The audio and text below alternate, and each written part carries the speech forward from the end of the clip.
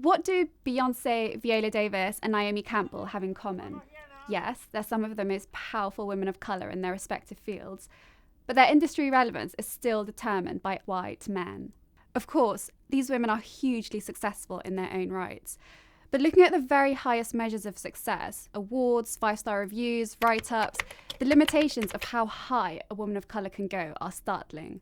Beyoncé's latest album, Lemonade, was, and this is not an exaggeration, one of the biggest musical moments of the last 20 years.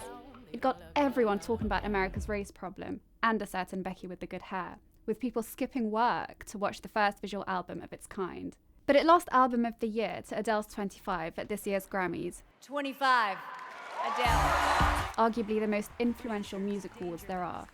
Adele's a great artist, but 25 was by no means as consequential, musically or culturally, as Lemonade. Even Adele admitted she shouldn't have won over Beyoncé. But I can't possibly accept this award. My artist of my life is Beyoncé, and this album for me, the Lemonade album, was just so monumental. So it's worth questioning why this work of art was snubbed at the Grammys, whose mysterious recording academy has a well-documented history of favouring music by white artists over their non-white counterparts. In fashion, we see the same pattern. There's a bit of diversity on the catwalks. Think Iman, Alec Weck, even hijabi models Maria Idrisi and Halima Erdem. But who's calling the shots? The UK's top 5 fashion magazines are edited by white women. And in the people who make the designs, choose the models, and write about the shows, in other words, set the standard for beauty, that sliver of racial diversity becomes non-existent.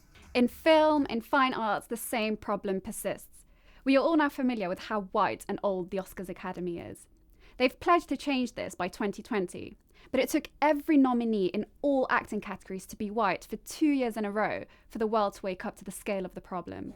No matter how celebrated a woman of colour is, the official mark of her critical relevance is held under lock and key by the faceless white men and handful of women who control their industries. Yes, women of colour are smashing the art world's glass ceiling, but they're a long way from holding its keys.